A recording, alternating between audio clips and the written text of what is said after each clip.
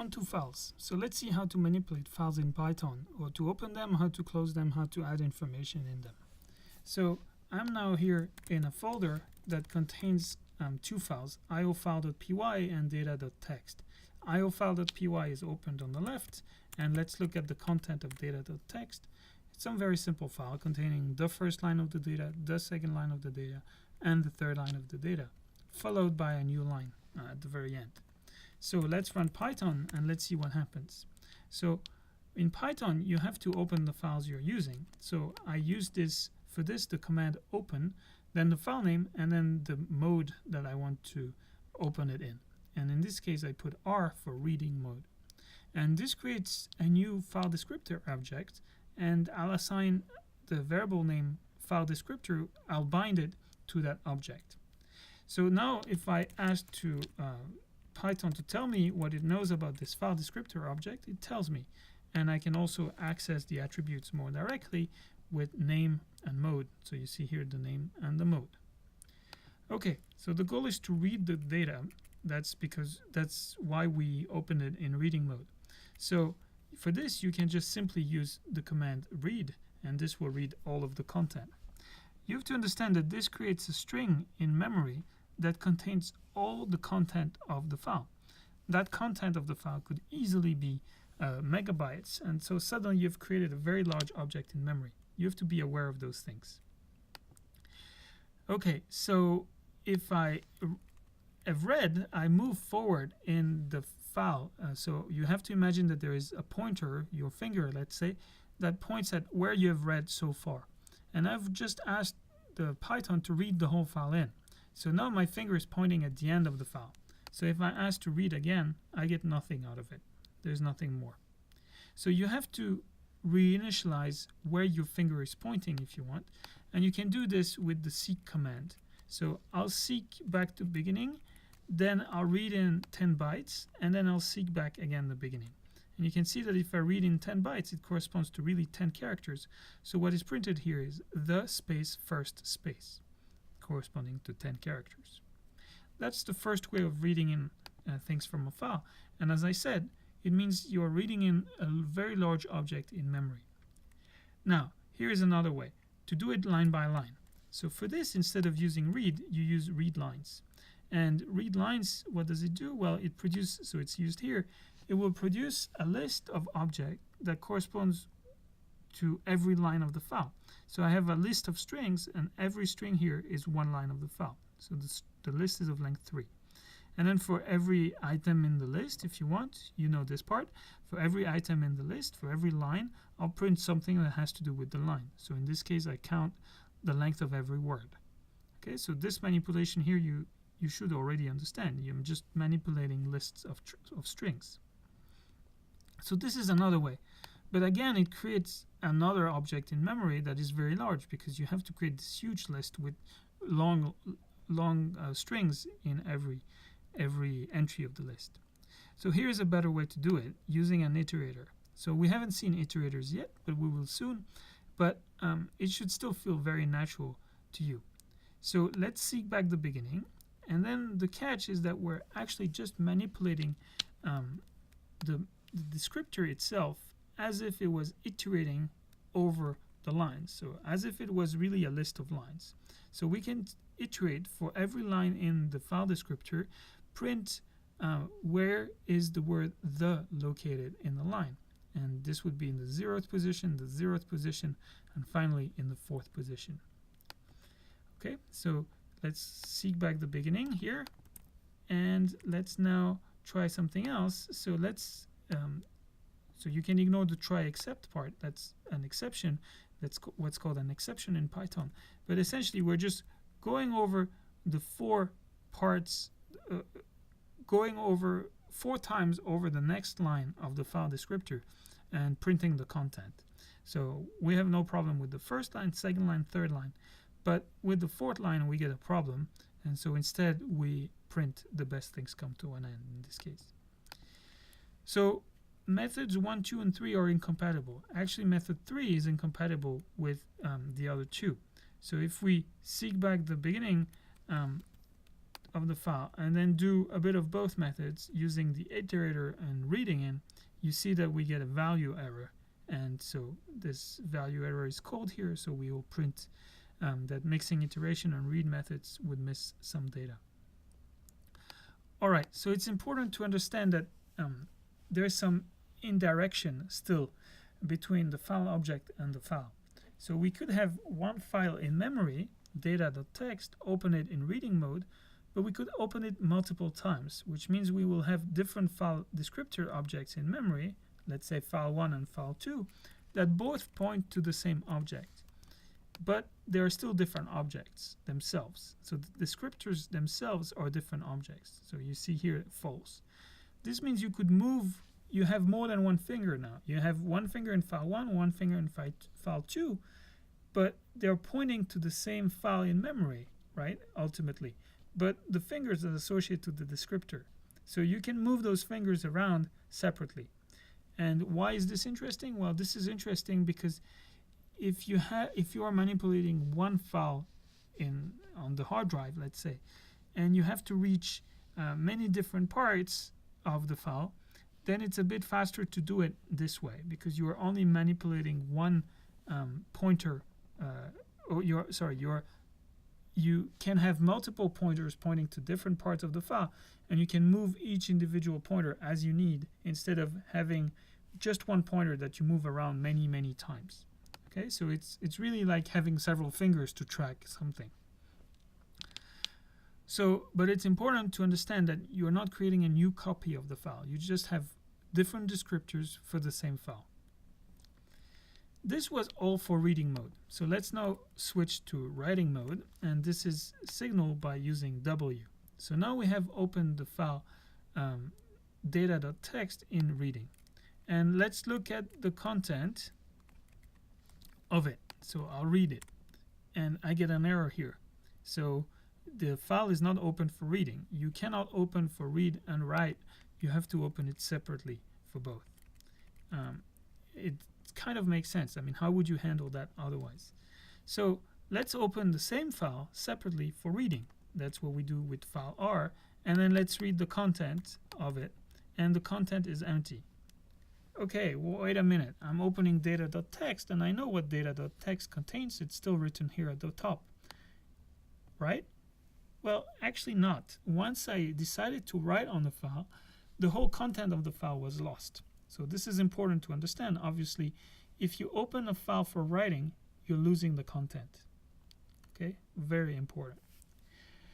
All right, so let's experiment further with writing to files. So let's create a new file now that it's called sketch file, and let's open so a new file descriptor sketch file that's pointing to a file called dead parrot sketch. And let's open this for writing. So this file dead parrot sketch did not exist before, but now it does, and you can see it in my folder here that this file has been created here.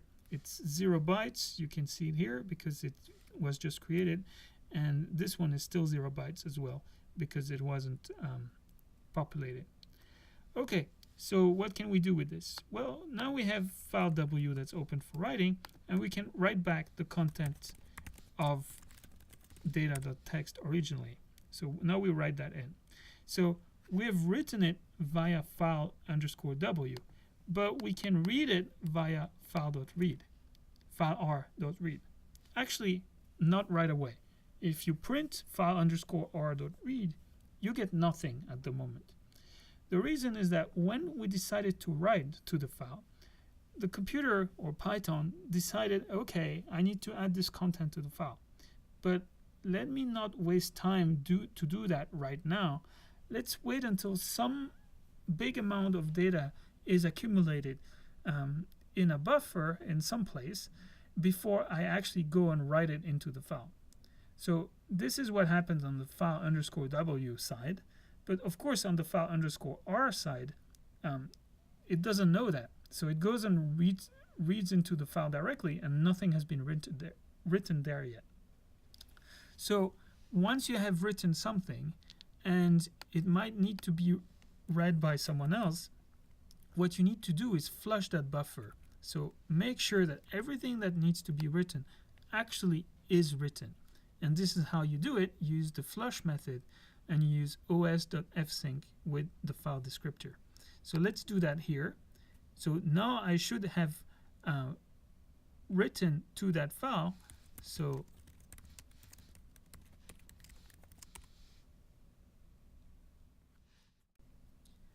okay, so I was a bit confused why my two reads here didn't lead to anything, or actually to empty strings. So I rechecked. File underscore r is well defined. It's a file that's open for reading. But what I had forgotten to do is go seek back the beginning of the file to then actually print, to actually read the content and print it. So you see that actually something was written to file underscore r. Okay, so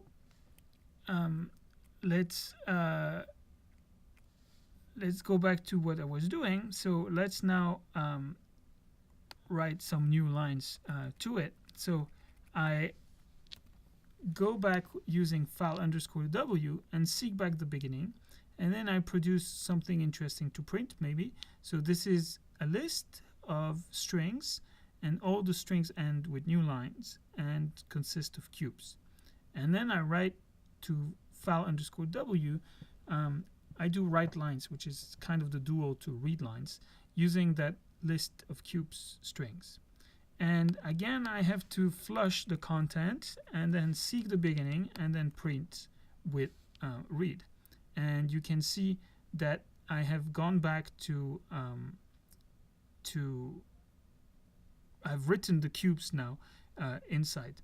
And you can see that I have not just written the cubes, I've actually overwritten part of the file. So the first line was the first line of the data, the second line was the second line of the data, and you see that I have started overwriting this with the cubes. Okay, so I'm now here,